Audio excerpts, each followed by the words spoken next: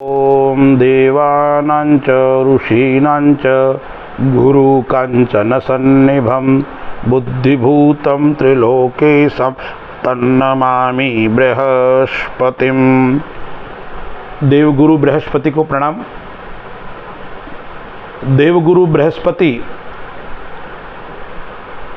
मिथुन राशि में गोचर करने वाले हैं, तो धनु राशि वाले जातकों के लिए यह गोचर काल कैसा रहेगा। देवगुरु बृहस्पति नवग्रहों में शुभ माना गया है, श्रेष्ठ फल देने वाला होता है, आध्यात्मिक क्षेत्र में कई प्रकार की सफलता प्राप्त कराने वाला होता है। तो ये जो गोचर काल है, कब कर रहा है गोचर, वक्री कब हो रहा है, कौन सी राशि में आगे बढ़ रहा है, तो 14 मई 2025 को यह वृषभ राशि को छोड़कर मिथुन राशि में गोचर करेगा। अब यह जो गोचर काल है, वो गोचर काल के अंतर्गत 18 अक्टूबर को गुरु कर्क राशि में अपनी उच्च राशि में आने वाला है। उसके बीच 11 नवंबर को वो वक्री हो जाएगा। 5 दिसंबर तक कर्क राशि में वक्री रहेगा, फिर वो मिथुन राशि में वक्री अवस्था में आएगा और 11 मार्च 2026 तक वो वक्री रहेगा। बीच में 12 जून से लेके 5 जुलाई तक अस्त भी रहेगा। तो यह है स्थिति ग्रह की, गुरु की। धनु राशि का स्वामी ही गुरु है और स्वामी गोचर कर रहा है, क्या स्थिति रहेगी। लग्न का स्वामी और चौथे घर का स्वामी 7वें घर के अंदर गोचर कर रहा है। अब गुरु 7वें घर के अंदर बुध की राशि में गोचर कर रहा है, तो जीवन साथी के साथ में क्या रहेगा। 7वां घर है वो जीवन साथी का है, तो जीवन साथी के साथ में मध्यम फल देने वाला यह रहेगा। प्रेम हो अच्छा होगा, समर्पण भी रहेगा, लेकिन बीच बीच में यह मनमुटाव को उत्पन्न करेगा। और कभी कभी ऐसी स्थिति भी आ सकती है कि जीवन साथी से अलग होने का, दूर रहने का समय भी इस गोचर काल के अंदर धनु राशि को देखना पड़ सकता है। इसलिए एक बात और आपको ध्यान रखनी है, जीवन साथी के साथ में आपको मित्रवत व्यवहार करने की आवश्यकता है, उनकी पीड़ा को समझने की आवश्यकता है, उनके दुख दर्द को समझकर यदि आप काम करोगे तो आपकी समस्याएं समाप्त हो जाएगी। यानी जीवन साथी को समझने की आवश्यकता है, समझाना नहीं है। इस गोचर काल के अंदर समझना है।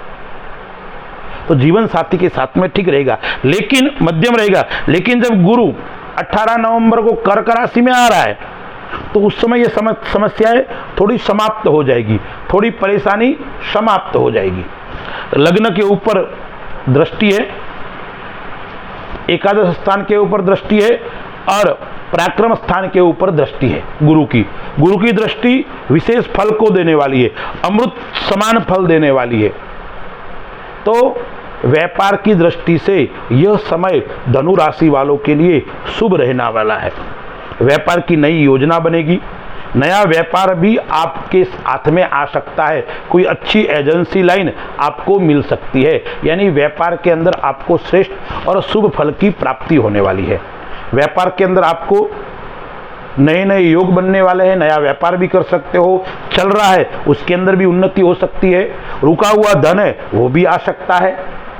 और विशेष करके चौथे घर का मालिक गुरु है, तो पैतृक संपत्ति आपके लिए शुभ और श्रेष्ठ रहने वाली है। यानी यदि आपका परिवार के अंदर बंटवारा हो रहा है तो अच्छा हो जाएगा और आपको संपत्ति मिलेगी। यदि पारिवारिक बंटवारा का जो कोर्ट में केस आदि चल रहा है, उसके अंदर आपको विजय मिलेगी और आपको संपत्ति प्राप्त होने वाली है। यदि आप भूमि भवन का काम करते हो, कोई पुरानी जमीन ले रखी है, उसके अंदर विवाद चल रहा है, तो विवाद भी आपका समाप्त हो सकता है। यानी धन संपत्ति का योग इस गोचर काल के अंदर आपके लिए श्रेष्ठ और अच्छा है। व्यापार के अंदर आमदनी का योग भी है, व्यापार के अंदर धन की प्राप्ति भी होने वाली है, क्योंकि गुरु की धन आय स्थान के ऊपर दृष्टि भी है, तो धन भी आने वाला है, संपत्ति भी प्राप्त होने वाली है, और पुराना जो विवाद चल रहा है वो विवाद समाप्त भी होगा।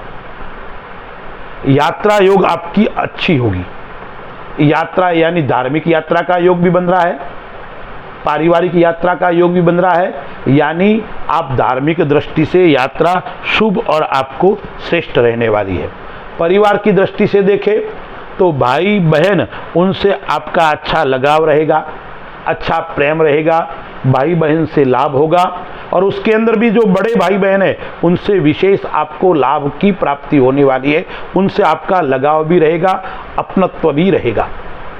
इसलिए परिवार की दृष्टि से देखें तो ये गोचर काल श्रेष्ठ और शुभ फल देने वाला है। उसमें भी माता आदि से तो और विशेष फल, आपको माता की सेवा भी करनी है, माता की आज्ञा में भी रहना है, और माता के कहे अनुसार आपको चलना भी है। यदि माता की सेवा करोगे तो ये गोचर काल आपको और श्रेष्ठ फल की प्राप्ति करवाएगा। अब लग्न का स्वामी गुरु है तो आपकी निर्णय शक्ति अच्छी रहेगी, आप किसी को सलाह दोगे वो सलाह सफल होगी, आप स्वयं की निर्णय शक्ति अच्छी रहेगी, और आप 4-10 लोगों को अच्छी सलाह भी दोगे और उनका काम भी आगे बढ़ेगा। यानी आपका निर्णय, आपकी सोच, आपकी समझदारी स्वयं को भी लाभ और अन्य को भी लाभ देने वाली रहेगी, और आपने जो निर्णय ले लिया वो निर्णय आपके लिए श्रेष्ठ फल देने वाला रहेगा, यानी निर्णय पक्ष अच्छा आपका रहेगा। इसलिए आपको इस गोचर काल के अंदर जो आपके काम बाकी पड़े हैं, काफी समय से लटके हुए, उसके ऊपर ध्यान केंद्रित करके उसको किस प्रकार से पूर्ण करना है उसकी योजना बनाओगे तो आपके काम जो बाकी पड़े हैं, समस्याएं जो पुरानी है वो धीरे धीरे स्वतः ही समाप्त हो जाएगी, और आपके निर्णय शक्ति के कारण, आपकी समझदारी सोच के कारण आप में को विजय प्राप्त होने वाली है। अब देखिए गोचर काल कर्क राशि का 18 अक्टूबर को गोचर होने वाला है, ठीक है ना। कर्क राशि के अंदर यानी 8वें घर के अंदर गुरु आएगा, चौथा, 8वां, 12वां थोड़ा कमजोर माना गया है। तो जो कर्क राशि का गोचर काल है वो धनु राशि वालों के लिए थोड़ी समस्या उत्पन्न करने वाला रहेगा। क्या उत्पन्न करेगा? धन से भी कमजोर करेगा, स्वास्थ्य से भी कमजोर करेगा, और जीवन साथी के लिए भी थोड़ा कमजोरदायक रहेगा। इसलिए इस कर्क राशि का जो गोचर काल है धनु राशि वालों के लिए मध्यम मिश्रित फल देने वाला रहेगा। सावधानी, समझदारी पूर्वक कोई काम करोगे तो आपको चिंता करने की आवश्यकता नहीं है। आध्यात्मिक अनुभव आपका इस गोचर काल में बढ़ेगा कर्क राशि के अंदर, लेकिन धन और स्वास्थ्य की दृष्टि से थोड़ा कमजोर आपको जरूर रहेगा। आध्यात्मिक उन्नति भी आपको मिलेगी, आध्यात्मिक क्षेत्र में आपकी रुचि भी बढ़ेगी, और धार्मिक यात्रा का योग भी इस गोचर काल के अंदर आपको रहेगा। ससुराल पक्ष ठीक रहेगा, अच्छा रहेगा। अब गुरु की 5वीं दृष्टि और पराक्रम स्थान पर दृष्टि है, ठीक है। तो विद्यार्थियों के लिए यानी पंचम स्थान का मालिक मंगल है, मंगल गुरु का मित्र है, धनु राशि का भी मित्र है।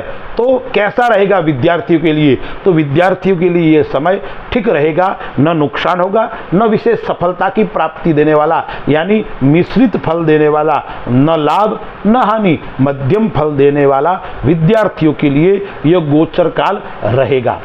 अब हम विचार करते हैं संतान की दृष्टि से।